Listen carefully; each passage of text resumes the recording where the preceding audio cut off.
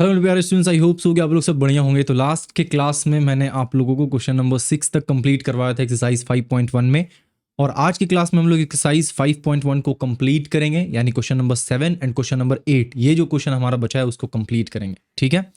Okay, by the way description में मैं concept era app का लिंक दे रहा हूँ, जहाँ से आप बाकी सारे सॉल्यूशंस को भी देख सकते हो। लाइक अभी हम लोगों ने quadratic equation and cuboid and ratio proportion का भी फिलहाल चल रहा है सॉल्यूशन, बट इसके बावजूद जो भी चैप्टर्स है ना, उन सारे का रिटन सॉल्यूशन ऐप में अवेलेबल है, एज वेल एज सारे सब्जेक्ट्स का PYQs वगैरह वहाँ पे अवेलेबल है। तो उससे आप लोगों को स्टडी में हेल्प मिलेगा। साथ ही साथ आप लोग अगर पूरा कंप्लीट तरीके से प्रिपरेशन करना चाहते हो कॉन्सेप्ट से, तो आप लोगों के लिए वहाँ पे पेड बैचेस भी है, जहाँ पे आपको ईच एंड एवरीथिंग जो आपको अच्छा मार्क्स स्कोर करवाने के लिए चाहिए वो उस बैच में अवेलेबल है।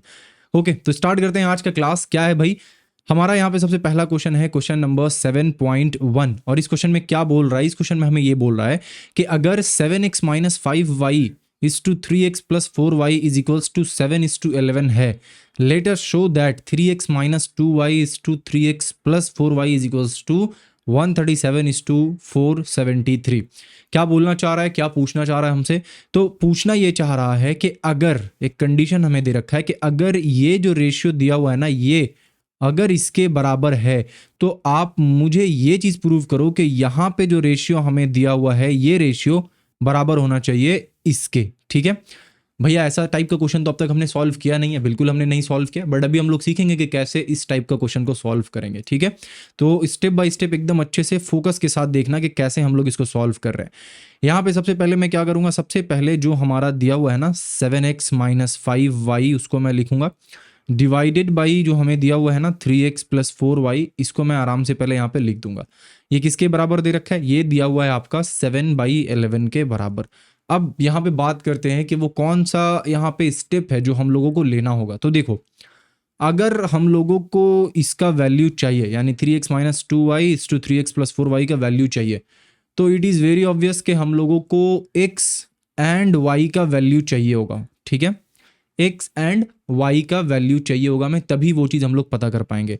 अब ये जो इक्वेशन हमें दे रखा है, मतलब यहाँ पे जो वाला रेशियो हमें दे रखा है, इस वाले रेशियो से हम लोग क्या कर सकते हैं? इस वाले रेशियो से ना हम लोग x बाई वाई का वैल्यू निकाल सकते हैं, ठीक है। ये एक तरीका हुआ।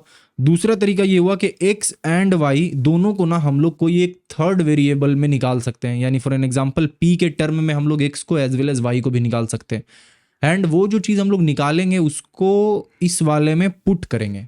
क्या कहना चाह रहा हूँ वो जब मैं सॉल्व करना शुरू करूंगा तब आपको समझ आएगा। तो हम लोग ना यहाँ पे ये वाला फंडा को लेकर चलते हैं, यानी हम लोग x बाई वाई का वैल्यू पता करते हैं।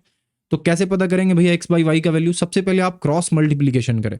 तो क्रॉस मल्टीप्लीकेशन करेंगे तो हो जाएगा 11 into 7x minus 5y, and इधर हो जाएगा हमारा 7 इंटू 3x प्लस 4y, ठीक है।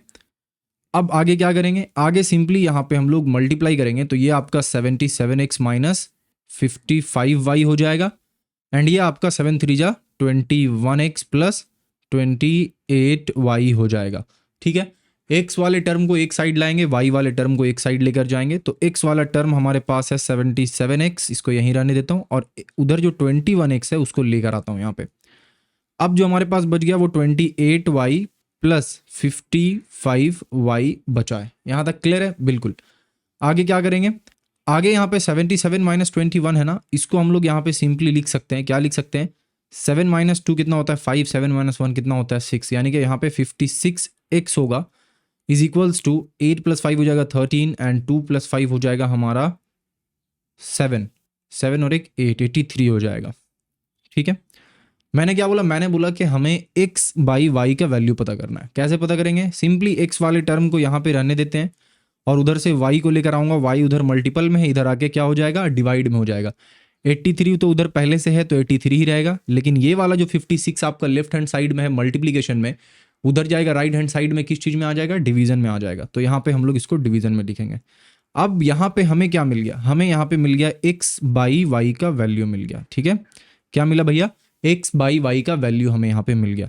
अब क्या करेंगे? अब हम लोग अगले स्टेप पे चलेंगे, और यहाँ पे जो क्वेश्चन में दिया हुआ है 3x माइनस 2y, यानी जिसका वैल्यू निकालना है उसको लिखेंगे। तो मैं यहाँ पे लिखता हूँ 3x minus 2y divided by 3x plus 4y, 3x plus 4y। अब भैया हम लोग इसका वैल्यू कैसे पता करेंगे, एक्स बाई वाई का वैल्यू हमें दिया हुआ है बट यहाँ पे तो एक्स बाई वाई हमें दिख नहीं रहा है, तो कैसे पता करेंगे वैल्यू। एक्स बाई वाई हमें दिख नहीं रहा है बट एक्स बाई वाई हम लोग यहाँ पे बनाएंगे खुद से। कैसे बनाएंगे अभी ध्यान से देखना एकदम। मैं ना ऊपर वाले को डिवाइड कर दे रहा हूं किससे, वाई से, एज वेल एज मैं नीचे वाले को भी डिवाइड कर दे रहा हूं वाई से। ठीक है, इसमें कुछ गड़बड़ है नहीं है, क्योंकि ऊपर नीचे दोनों साइड वाई से डिवाइड हुआ है। तो अल्टीमेटली मैं चाहूं तो इसका वाई यहां से कट गया, इसका वाई यहां से कट गया, ओवरऑल तो बात अभी भी वही है। लेकिन हम लोग यहाँ पे वाई डालने के बावजूद भी इसमें एक्स्ट्रा कोई चेंजेस नहीं आया है, बट हमें वाई चाहिए। क्यों चाहिए अभी आपको समझ आएगा।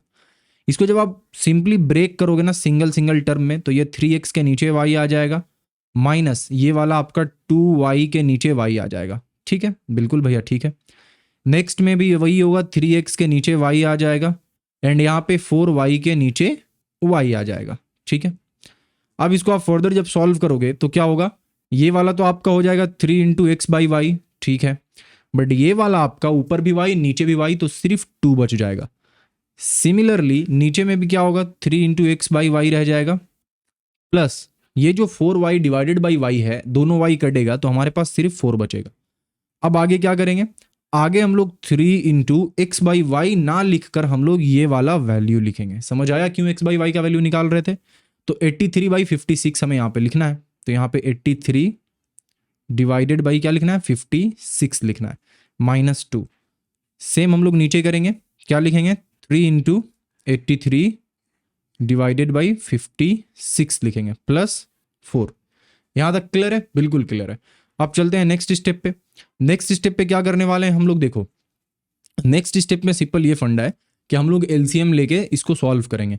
तो ऊपर में 3 इंटू 83 हमारा कितना हो जाएगा, 249 हो जाएगा। तो मैं लिखता हूं 249 माइनस, जब मैं नीचे एलसीएम लूंगा तो 56 आएगा, 56 फिर क्या होगा, 2 से मल्टीप्लाई होगा, तो 56 इंटू 2 कितना होता है, 112। तो ये हो गया आपका 112 एंड क्योंकि मैं एलसीएम ले रहा था नीचे, तो नीचे 56 आ जाएगा। ठीक है, चलो अब एक लाइन और खींचना पड़ेगा और सेम काम यहाँ पे भी करना होगा। तो ये तो 249 3 इंटू 83 जो हम लोग ऊपर कैलकुलेट किए वही आएगा, बट यहाँ पे प्लस क्या हो जाएगा, 56 इंटू 4 हो जाएगा। तो 56 इंटू 4 कितना होता है, 224 होता है। तो 224 लिख दिया हमने, डिवाइडेड बाई क्या हो जाएगा, यहाँ पे भी 56 हो जाएगा। अब देखो ऊपर में भी 56 डिवाइड में है, नीचे में भी 56 डिवाइड में है। इसका मतलब क्या हुआ, इसका मतलब ये हुआ कि हम लोग डायरेक्टली 56 को काट के 249 माइनस 112 डिवाइडेड बाई 249 प्लस 224 लिख सकते हैं। ठीक है, बिल्कुल ठीक है भैया। इसको सिंप्लीफाई कर लो, तो सिंप्लीफाई करेंगे तो क्या आएगा, 249 माइनस 112 ये आ रहा है आपका 137। तो मैं लिखता हूँ 137 एंड नीचे में क्या हो रहा है, नीचे में आपका है 249, क्या है 249 और एंड प्लस है 224 यानी कि 473 आ रहा है। ठीक है, आप चेक करें कि क्या ये वही वैल्यू है जो हमें दिखाने के लिए बोला गया था। तो एग्जैक्टली ये वही वाला वैल्यू है, 137:473। देखो यहाँ पे हमारे पास आ गया 137:473। ठीक है, ओके। तो आई होप कि आपको समझ में आया हो ये वाला स्टेप कैसे होगा, एकदम आराम से आप समझ गए होगे। बढ़ते हैं हम लोग नेक्स्ट क्वेश्चन पे जो कि है 7.2। अब ये क्वेश्चन भी एग्जैक्टली एकदम सेम है, तो इसको थोड़ा सा स्पीड में करने का कोशिश करेंगे। ठीक है, हमें क्या दे रखा है इस क्वेश्चन में, हमें दे रखा है कि 10x plus 3y divided by 5x plus 2y is equals to क्या है, 9/5 है। यहां तक तो क्लियर है, एकदम भैया क्लियर है। अब आगे अगर हम लोग फर्दर चले तो हमें क्या दिख रहा है, हमें ये दिख रहा है कि हमें क्रॉस मल्टीप्लीकेशन करना होगा। तो कितना हो जाएगा, 50x प्लस 5 3 15y हो जाएगा is equals to 9 5 45x plus 9 2 18y हो जाएगा। ठीक है, यहां तक। नेक्स्ट स्टेप में हम लोग जाएंगे। मैंने बोला कि x वाले टर्म को आपको एक जगह कर लेना है, तो x वाले टर्म को आप एक जगह कर लो एंड y वाले टर्म को मैंने बोला कि आप एक जगह कर लो, तो y वाले टर्म को भी आप एक जगह कर ले रहे हो। ठीक है, यहाँ तक। इसको बेसिकली जो भी हमारा एडिशन सब्ट्रैक्शन उसको करेंगे तो यहाँ पे हमारा 5x आ जाएगा एंड यहाँ पे हमारा 3y आ जाएगा एंड देयरफॉर हमें क्या मिल गया कि x बाई वाई जो होगा वो बराबर होगा आपका 3/5 के। ठीक है, यहाँ तक ये वाला चीज़ आपने निकाल लिया, बिल्कुल भैया निकाल लिया। अब अगला स्टेप आपको पता ही है क्या होने वाला है। अगला स्टेप में हम लोग उस वाले टर्म को लिखेंगे और वो टर्म क्या है, 2x plus Y divided by x plus 2y, ये हमने लिख दिया। अब आगे क्या करने वाले हैं हम लोग, ऊपर और नीचे दोनों क्या करेंगे हम लोग y से डिवाइड कर देंगे, यानी ऊपर भी हमने y से डिवाइड कर दिया एज वेल एज हमने नीचे भी y से डिवाइड कर दिया। ठीक है यहाँ तक बिल्कुल। जब ऊपर नीचे दोनों y से डिवाइड कर देंगे हमारे पास क्या बच गया, हमारे पास बच गया 2 into X by Y plus y by Y cut के बच गया 1 डिवाइडेड बाई यहाँ पे भी हमारे पास बच गया x by Y plus y by Y cut गया, बच गया सिर्फ 2। एंड नाउ जब इसको फर्दर सॉल्व करेंगे तो क्या होगा हमारा, ये 2 इंटू एक्स बाई वाई हो जाएगा हमारा 2 इंटू 3 बाई 5 हो जाएगा, ये प्लस 1 ऐसे ही रह जाएगा डिवाइडेड बाई ये x बाई वाई की जगह पे हम लोग क्या लिख सकते हैं 3 बाई 5 लिख सकते हैं प्लस 2 की जगह पे 2 ही लिख देंगे। अब इसको जब आप सिंप्लीफाई करोगे तो आपको क्या मिलेगा 3 टू जस्ट 6 प्लस 5 मिल जाएगा, नीचे वाला 5 ऊपर में जो आएगा एलसीएम लेके नीचे जो 5 आएगा एंड नीचे में भी एलसीएम लेके नीचे में 5 आएगा तो 5 5 कट गया, साफ हो गया वो। यहाँ पे क्या बच जाएगा 3 प्लस 5 टू जा 10। ठीक है, आपके पास क्या बच गया, ऊपर में हो गया 6 और 5 कितना होता है 11 और नीचे में 10 और 3 कितना होता है 13। क्या हमें यही वाला वैल्यू को दिखाना था, बिल्कुल देखो यहाँ पे यही वाला वैल्यू को हमें दिखाना था, इसका मतलब हमने प्रूव कर दिया। ओके, तो ये एग्जैक्टली प्रीवियस वाले क्वेश्चन की तरह ही था, कुछ भी यहाँ पे एक्स्ट्रा नहीं था, बट फिर भी एक बार और हमने प्रैक्टिस कर लिया ताकि आपको एग्जैक्ट पैटर्न समझ में आ जाए। पहले एक्स बाई वाई का वैल्यू पुट करेंगे, फिर आपको वाई से डिवाइड कर देंगे ताकि एक्स बाई वाई की टर्म में हमें यहाँ पे मिल जाए सारा कुछ, और वो वाला वैल्यू को यहाँ पे पुट करके निकाल लेंगे। आई होप कि आपको ये वाला क्वेश्चन भी समझ में आया होगा। नाउ अब बढ़ते हैं हम लोग नेक्स्ट वाले क्वेश्चन पे, क्वेश्चन नंबर 8। इसमें क्या बोला है कि let us calculate what term should be added to both terms of the ratio 2:5 to make the ratio 6:11। यानी कि 2:5 जो हमारे पास है इसमें 2 में और 5 में ऐसा एक कौन सा टर्म है जिसको ऐड करने से ये रेशियो 2/5 की जगह पे 6/11 बन जाए। भैया बड़ा अजीब क्वेश्चन लग रहा है, कैसे इसको अटेम्प्ट करेंगे। तो देखो इसको सॉल्व करने का जो तरीका है वो कुछ इस तरीके से है कि आप बोलो कि लेट द नंबर, लेट, देखो जब जो कोई रास्ता नहीं मिले ना तो वहां पे हमें एक्स हेल्प करता है। ठीक है, यानी हमने वहां पे कुछ मान लेना है, तो मैं बोलूंगा let the number added be, let the number added be X. ठीक है, अब जैसे ही आपने बोला कि let the number added be X, therefore हम लोग यहाँ पे लिख सकते हैं कि 2 प्लस एक्स, यानी हमारे के साथ 2 के साथ कोई एक नंबर ऐड हो रहा है जो कि एक्स है, वही नंबर हमारा 5 के साथ भी ऐड हो रहा है जो कि एक्स है, और जब ये ऐड हो रहा है तब हमारा रेशियो बन जा रहा है 6/11। यही है पूरा क्वेश्चन एग्जैक्टली।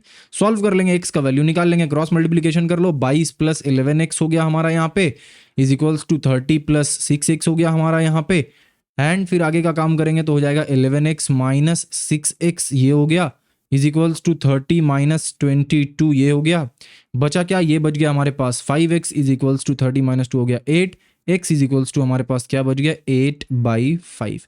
यानी वो कौन सा नंबर है जिसको ऐड करने से आपका antecedent as well as consequent में अगर ऐड करेंगे तो हमारे पास 2/5 जो है वो 6/11 बन जाएगा, तो वो नंबर हमारा है 8/5। इतना सिंपल था। क्या किया हमने मान लिया कि वो नंबर जो ऐड हो रहा है वो x है। ठीक है, अब इसी पे बेस्ड और भी क्वेश्चंस है, यहाँ पे 2 क्वेश्चंस और है, उसको सॉल्व करेंगे और ये एक्सरसाइज हमारा कंप्लीट हो जाएगा। तो कर लेते हैं उन सारे क्वेश्चंस को सॉल्व।